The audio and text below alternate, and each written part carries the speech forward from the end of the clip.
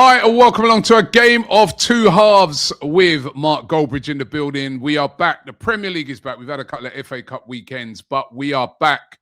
And Mark, your team, Manchester United, back with a bang. What an incredible game that was on Saturday. I've got to say, you know, I had a feeling that United would turn up. Yeah. New manager bounce, but I wasn't expecting that. They absolutely bullied and blew away Manchester City. Manchester City didn't get a kick in that game. Talk to me about your team's performance because, you know, new manager, Michael Carrick, new formation, players you could see look completely I was like, who are those up? I mean, that's not the lot I've been watching over the past, you know, year and a half, is it? With Ruben Amorim. These guys were motivated. They were up for it. The crowd was up for it. I mean, you must have been so happy. Yeah, and you know, look, jokes aside, I mean, maybe this is why we're the goats of the game, Robbie, because on Premier League predictions, neither of us said Man City win, and people on the United stand were going, how did you and Robbie do that? And I just felt like getting one of your cigars and going, you know, this is knowing football. Like, you know, people get lost in moments, but we sat there calmly on Friday and said, Man United won't lose this game. You went with a draw, I went with a United win. And I think it's just because of it is that. It's like, you know, there's a few things. There's one that Man United are playing at Old Trafford in a derby against Man City and everyone's writing them off. But more importantly, Michael Carrick comes in and he's the same guy who worked with Solskjaer 4 or 5 years ago. And you just say, right, back four, compact, edge of the box, midfield, compact in front, and then pace on the break. He left Sesko out to put Mbeumo up front. You know, Man City can't resist playing that high line. They had a really inexperienced defense. And as long as we, you know, deal with them and counter quick, chance after chance after chance. And it could have been 4 or 5-0. And it's not rocket science. I don't think it's like, it's interesting because I think if we do that against Arsenal next week, who knows what will happen. And, you know, Carrick's got a good chance to get some results. I think every United fan knows there's no long-termism in it because at the moment, as an interim, you go in, you want to make everybody happy. And if you got given the job, you'd have to start making people unhappy and have a better plan than that. But look, it's a brilliant 3 points for United.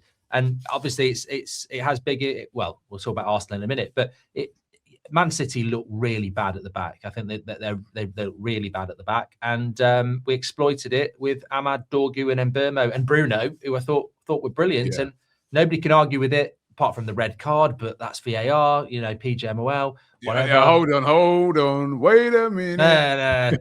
Got to do a rewind on that one, right? Because I have to say, I was watching the game at the time, and I have to say, for me, that was a nailed-on red card. I don't know how VAR can look at that and turn around and say, nah, that's, what did they say? Not enough force or something like, come on. It was 100% right. I mean, we did a poll on the United stand watch along, considering that's United stand. 70% said it was a red, and you know, if you do that on AFTV, you know something's not right. And I think it was. Look, it was a red card. But you know, Arsenal have had stuff. We've had stuff. Man City have had stuff. I loved what Pep Guardiola and Bernardo Silva said after the game. They said, look, it's a red card, but that's not why we lost. The better team. They can't use that as an excuse. You can't use it as an excuse. And I think it's just another one where we all go, what's that all about? Like Wirtz's onside, offside the other week and everything else. But aside from that, I can't see anything from Man City that they can take from that game. It was a dominant Man United performance, and it felt like, you know, we've had such a bad start to 2026 and there's so much wrong with United, and there still is a lot wrong with United, but it's nice to be able to be in a situation where you get entertained. And I've spoken to so many rivals over the weekend at my lads football, and you know, obviously you've said it there as well. When rival fans are saying, you know what, United were good, you know it was a good performance. So, we can take that. That is what I expect to see from Man United at Old Trafford. That's what you expect. You know, they bring the fire, you know what I mean? And they did. And they absolutely blew away Manchester City. And this has been a crazy weekend in the Premier League, right? Because first of all, Manchester City, as we know, they lose to you guys. So Arsenal now offered up a chance to go 9 points clear, which I think at this stage of the season, that's quite big. Yeah. Go 9 points clear. But Arsenal don't take it. A drab 0-0 draw They had a couple of chances within the game, Arsenal. Didn't take those chances. And Could have had a penalty. Well, listen, that's another one again. Like, I was right behind that, Mark, right? I was at the game, right behind that. And every fan went up. So I know fans go up, but this one, you can tell when fans are like, hey, we've seen that. And I saw what he did as well. He's like, he tried to push the ball back into play. That's the thing that makes it an obvious penalty, because you know those ones where players panic for some crazy His reason. brain's just doing something stupid. Yeah. So the ball's going out. He's trying to push it back in like that. And for them to look at that and say, that's not, that was ridiculous. Honestly, I'm starting to think just get rid of VAR, because we just go, if the ref on the pitch doesn't see it or makes a mistake, we just go with that, because it makes no sense if somebody sees something, has a chance to look at it. I'm not on about the ref on the pitch. Someone away from it in a chalet somewhere deep out in England somewhere, right? It's looking at that and cannot see that that is a handball, and a blatant one as well, because he's pushed it back in. There's no point. But anyway, even it's a bit like the City one. Take that away. Yeah. I don't think we really did enough to win that game. It wasn't great by Arsenal. And 0-0. So then you're thinking, all right, that's points drop. Then Villa play yesterday. They got a chance now to go second, to go above Manchester City, right? Be 6 points behind Arsenal. They've got, 10 consecutive wins at home, playing Everton, a team that you think, that's going to be. Weakened Everton as well. Sorry? Weakened Everton as well. Weakened Everton. And Everton that's off form, and they lose 1-0 at home. And Emi Martinez makes a blunder, and they lose 1-0 at home. And Arsenal actually end the weekend a point up on both of their rivals. It's crazy. Well, yeah, as you said, I sort of said it on the weekend. I watched the Arsenal game, and there's a few people in the chat, Arsenal fans, who were going, oh, yeah, not very happy about this. And I'm like, but at the end of the day, if Man City had beaten United, which a lot of people think they did, we're going to beat them, and you were going to beat Forest, you'd be 6 points. But you've drawn, you've dropped points, and you've actually gained a point, haven't you? And I think from Arsenal's point of view, obviously, I think the United game next week is pretty big now, because you've drawn your last two, haven't you? Man City are playing Wolves on the Saturday, so the gap's probably going to be 4 points. If you get beat by United or you drop points to United, I think that starts to put a little bit of unnecessary pressure. But look, I thought that I agree with you. I think it was a penalty. It reminded me of the Anthony Gordon foul that Chelsea did at St James's Park, and you sort of look at it and go, all right, it might be a little bit harsh, and the defender's done something stupid, and you'd be pissed off as a Forest fan or a Chelsea fan. But it is a penalty. But beyond that, Martinelli had a bad miss. Forest didn't really do enough. And great point for them. Frustrating one for Arsenal, but not the end of the world. You just sort of move on a little bit. And then Villa-Everton was just, I mean, I thought it was a lot of bad get. I think there's a lot of games that are bad in the Premier League at the moment. I watched Wolves-Newcastle as well. Everybody's playing the same way. Everyone's playing this part the bus football, counter-attack, percentage ball. And, Arsenal have sort of led the way in a way to beat that with the set pieces and the corners and the crosses, but nobody tries to beat it by, moving the ball quickly and, taking shots and stuff like that. So, yeah, because, I mean, that, like you said, that other game there was 0-0. Also, actually, last two games, Liverpool and Nottingham Forest, neither of those teams have had a shot on target in the whole game. They've not faced a shot on target in 2 games, Arsenal. So this is the problem that Arsenal. This is the problem that Arsenal have got now. They've got to find a way to break down these low blocks, because the teams are going to come and they're going to sit.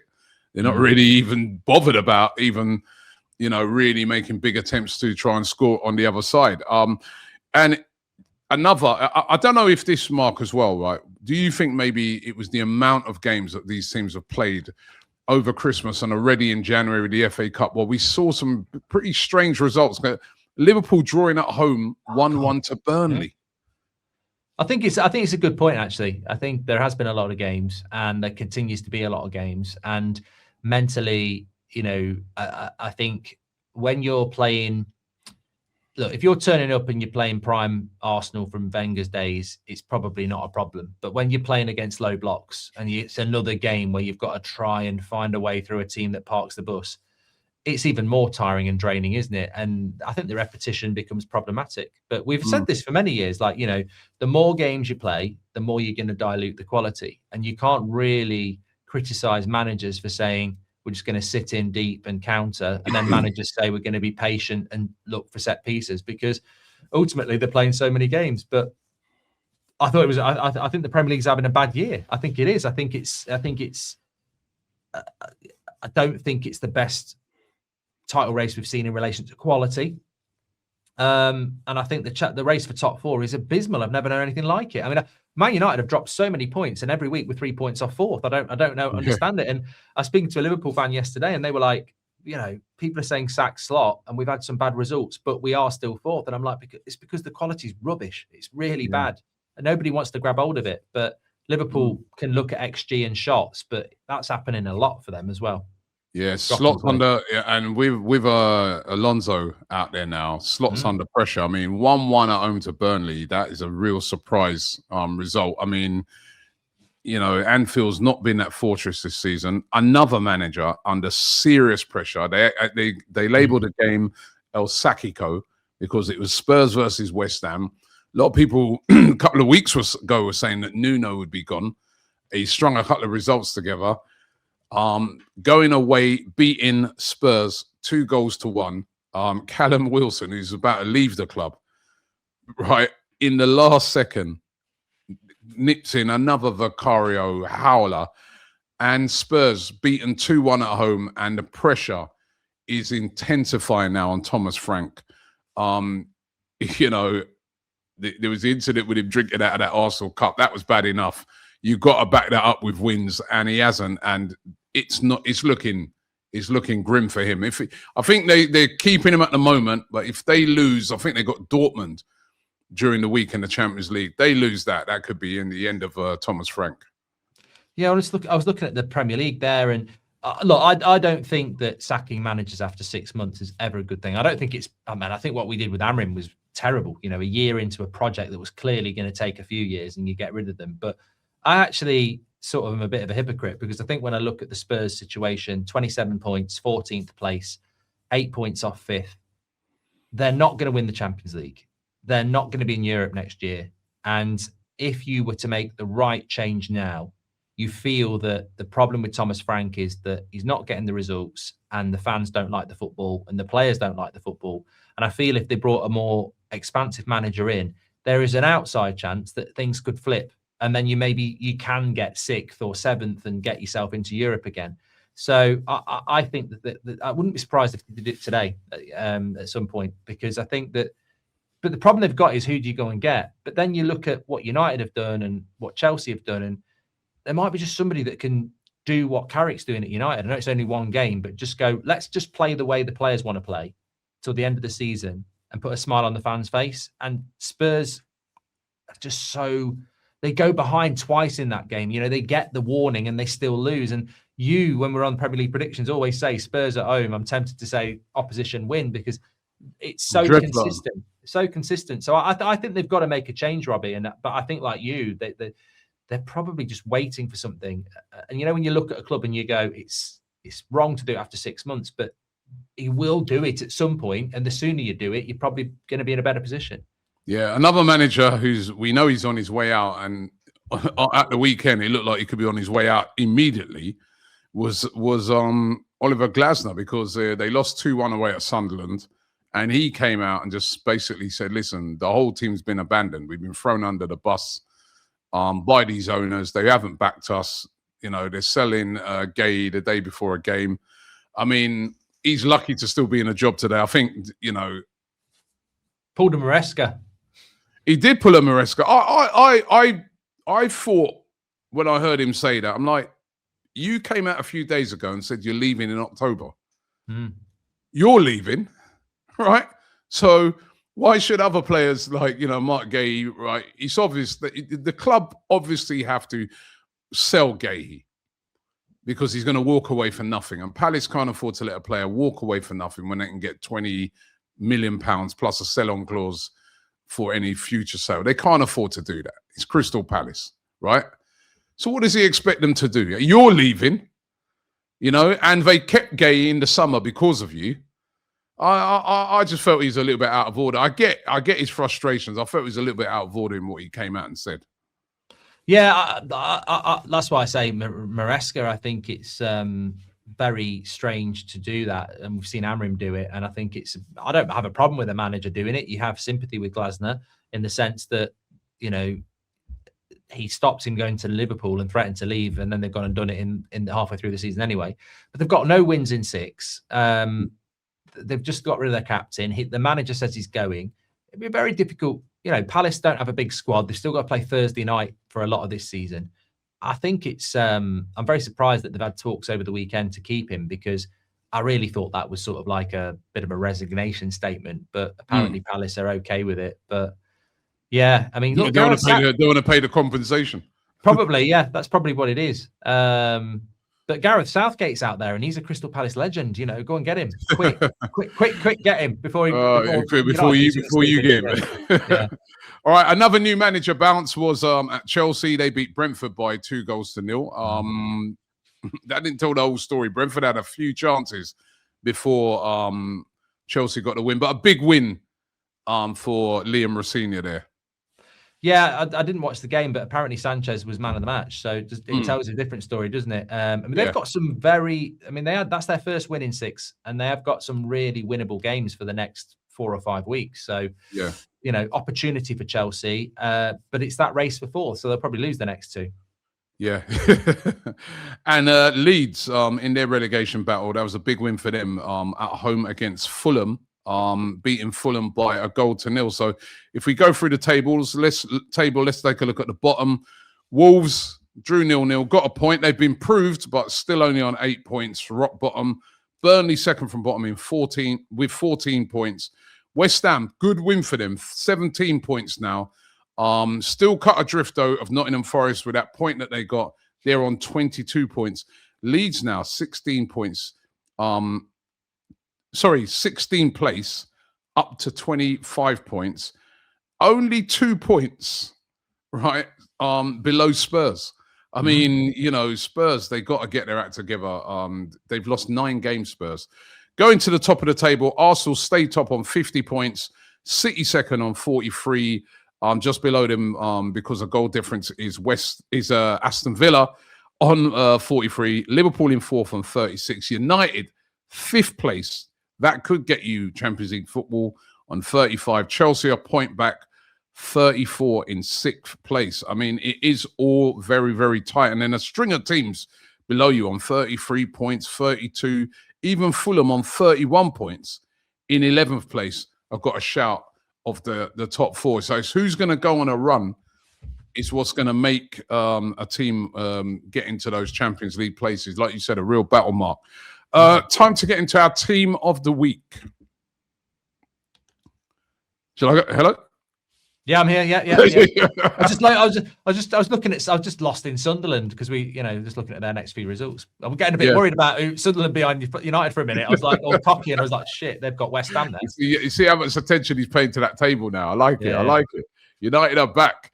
Right. Well, team of the week, I went for Pickford in goal. I thought he made a couple of really important saves, and that was a huge win away, at Aston Villa for Everton. Yeah, I mean, I've watched a lot of football this weekend. Sometimes I get caught cold here, but I think Pickford's a good shout. I also thought Sells played well against you. Yeah, Sells was good. Dubravka, I was stuck between these 3, and I actually think Dubravka made some bloody big saves against Liverpool as well. So yeah.